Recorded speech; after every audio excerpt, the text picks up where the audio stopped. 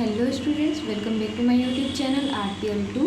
आज मैं आपको बताने वाली हूँ एक्सरसाइज 7.5 का क्वेश्चन नंबर 3। तो आइए देखते हैं क्वेश्चन नंबर 3 में क्या है। Integration of 3x - 1 divided by x - 1 x - 2 और x - 3 dx। तो इसे बनाने का सबसे पहला प्रोसेस क्या था, हमें कुछ मानना पड़ता है। Let 3x - 1 divided by x - 1 x - 2 x - 3 equals to, अब जो ये तीन डिनोमिनेटर में दिया हुआ है उसको हम कांस्टेंट के साथ लेंगे। तो ये क्या होगा, a by x - 1 plus b by x - 2 plus c by x - 3। तो ये हो गया हमारा इक्वेशन 1। अब आगे क्या करना रहता है, जो ये वाला दिया गया है इसका डिनोमिनेटर और इसका डिनोमिनेटर, तो इधर हमें एलसीएम लेना होता है और इधर के साथ कैंसिल आउट करना होता है। तो इसके लिए हमें करना है 3x - 1 divided by x - 1 x - 2 x - 3 equals to, ये हमें एलसीएम लेना होता है x - 1 x - 2 और x - 3 का। तो a के नीचे क्या है, x - 1 है, तो ये छोड़ के x - 2 x - 3 ये दोनों ही होगा। x - 2 x - 3 plus b। अब देखिए यहाँ पे क्या है, x - 2 है तो हमें x - 2 को छोड़ के x - 1 x - 3 लिखना है। तो यहाँ होगा x - 1 x - 3। अब क्या है, प्लस c। तो c के लिए क्या करना है, x - 3 है तो इसे स्किप करना है, x - 1 और x - 2 को लिखना है, x - 1 इंटू x - 2। यहाँ तक आ गया। यहाँ पे देखिए डिनोमिनेटर में यहाँ पे भी सेम है, यहाँ पे भी सेम है, तो ये दोनों कैंसिल हो जाएगा।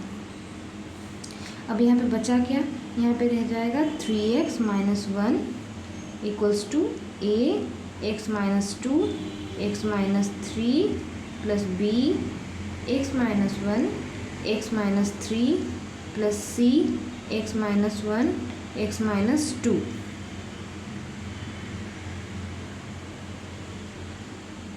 तो ये आ गया है हमारा इक्वेशन। अब इसे क्या करना है, अब हमें आगे का प्रोसेस के लिए हमें जो डिनोमिनेटर में रहता है उसे पुट करना पड़ता है। तो आइए पुट करते हैं। पुट x - 1 इक्वल्स टू 0, तो x इक्वल्स टू कितना होगा, 1 हो जाएगा। तो जो x इक्वल्स टू 1 आया है, इसमें जितना जगह भी x दिया गया है हर उस जगह पे हमें 1 को पुट करना रहता है। तो पुट करते हैं 3 x के साथ में क्या है,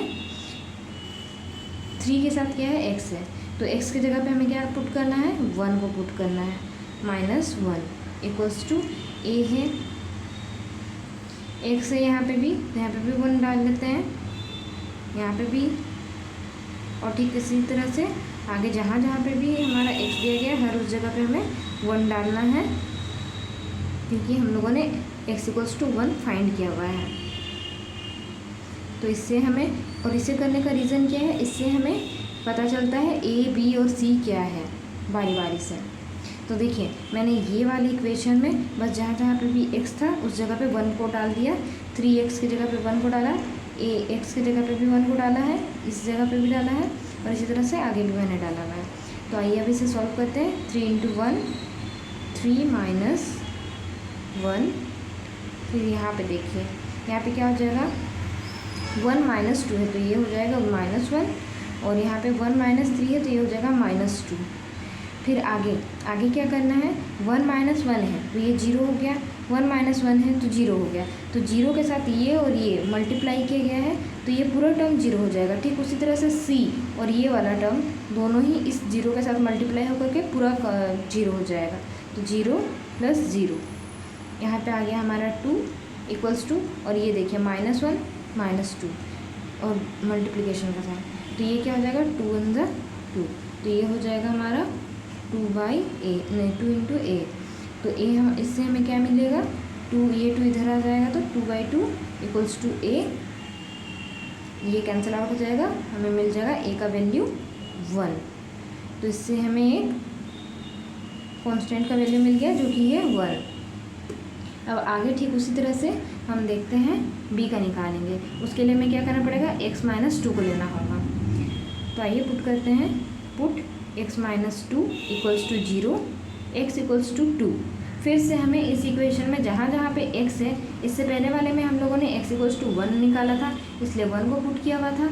और अब हम लोगों ने क्या निकाला, x-2 से x इक्वल्स टू 2 निकाला हुआ है। तो इस इक्वेशन में हमें हर जगह पे 2 को पुट कर देना है। तो आइए डालते हैं, 3 × 2 - 1, यहाँ पे हो जाएगा a 2 - 2 2 - 3 प्लस b 2 - 1, यहाँ पे 2 - 3 प्लस c 2 - 1 × 2 - 2। देखिए जहाँ पे जैसे कि ये वाले में, पहले वाले में क्या है, a फाइंड करना था, तो ये b और c अपने आप 0 हो गया। क्यों? क्योंकि ऐसा कुछ ना कुछ नंबर दिया गया रहता है जो सेम आकर के कैंसिल आउट हो जाए। ठीक उसी तरह से यहाँ पे भी देखिए a में क्या हो रहा है, इसको पहले सॉल्व कर लेते हैं। 3 × 2 = 6, 6 - 1 कितना हो जाएगा, 5 इक्वल्स टू, देखिए यहाँ पे 2 - 2 दिया गया है तो ये 0 हो गया। 0 के साथ इन दोनों को मल्टीप्लाई करने पर ये पूरा टर्म 0 हो जाएगा। प्लस अब यहाँ पे आगे क्या है, आगे देखिए 2 - 1, तो ये b लिख देते हैं, 2 - 1 1 आ जाएगा, और यहाँ पे 2 - 3 -1 आ जाएगा। प्लस c में भी ठीक उसी तरह से होगा, 2 - 1 1 हो गया और 2 - 2 0 हो गया। तो 0 के साथ ये दोनों अगर मल्टीप्लाई होता है तो ये पूरा टर्म 0 हो जाएगा। यहाँ पे आ गया 5 इक्वल्स टू b × 1 - 1 है, ठीक है, मल्टीप्लिकेशन के साथ। तो ये क्या आ जाएगा, 1 1 × 1 और ये -1, मतलब कि ये -b होगा। तो हमारा b कितना आ जाएगा, -5 इक्वल्स टू b आ जाएगा। ठीक है, ठीक उसी तरह से अब हम c के लिए भी निकालेंगे। तो हमें क्या पुट करना पड़ेगा, c के लिए हमें पुट करना पड़ेगा x-3, put x-3 equals to 0, तो x इक्वल्स टू 3 हो गया। अब फिर से हमें इस वाले इक्वेशन में x के जगह पे 3 को डालना है। तो ये कितना होगा, 3 × 3 - 1 equals to a × 3 - 2 3 - 3 plus b 3 - 1 3 - 3 plus 3 - 1 3 - 2।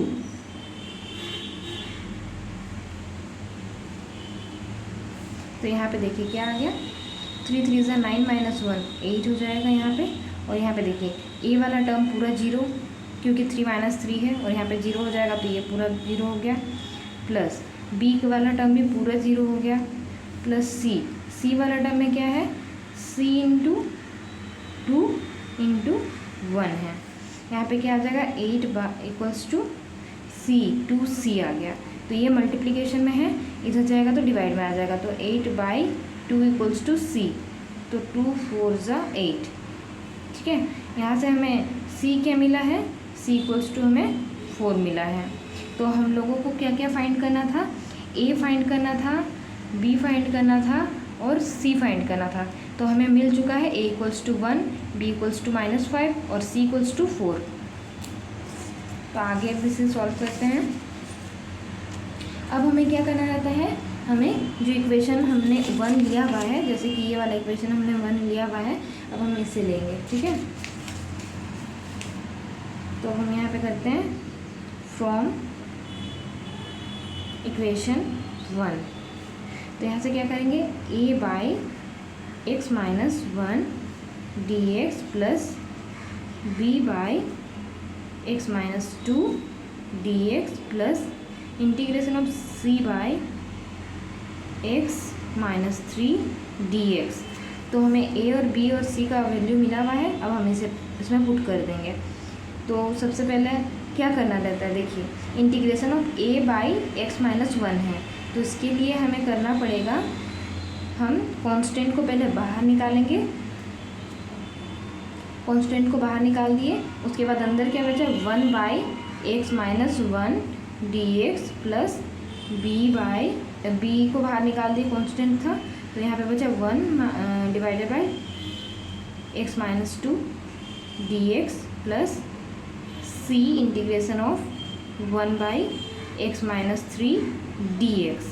तो यहाँ पे क्या हो गया, देखिए a तो इसी तरह से रहेगा क्योंकि ये कांस्टेंट है। 1/x माइनस 1 ये है 1/x के फॉर्म में, तो हम इसे लिख सकते हैं log x माइनस 1 यानी कि log x, ठीक है। ठीक उसी तरह से b के लिए क्या हो जाएगा, ये भी 1/x के फॉर्म में है, तो 1/x इक्वल्स टू क्या होता है, log x होता है। तो x की जगह पे यहाँ पे क्या है, x माइनस 2 है, तो यहाँ पे हम log x माइनस 2 लिखेंगे, प्लस यहाँ पे भी c log x माइनस 3। अब हमें क्या करना है, जो हम लोगों ने a b और c निकाला हुआ है उसको हम डाल देंगे यहाँ पे। तो a हम लोगों ने कितना निकाला हुआ था ये देख लेते हैं, b और c। तो a हमारा 1 आया हुआ है, b हमारा -5 आया है और c 4 आया हुआ है। तो हमें यहाँ पे पुट कर देंगे, a इक्वल्स टू 1 था log x minus 1, b equals to -5 था minus log x minus 2 plus c equals to कितना था, +4 log x minus 3 plus c। ये आ गया हमारा आंसर। Thank you students.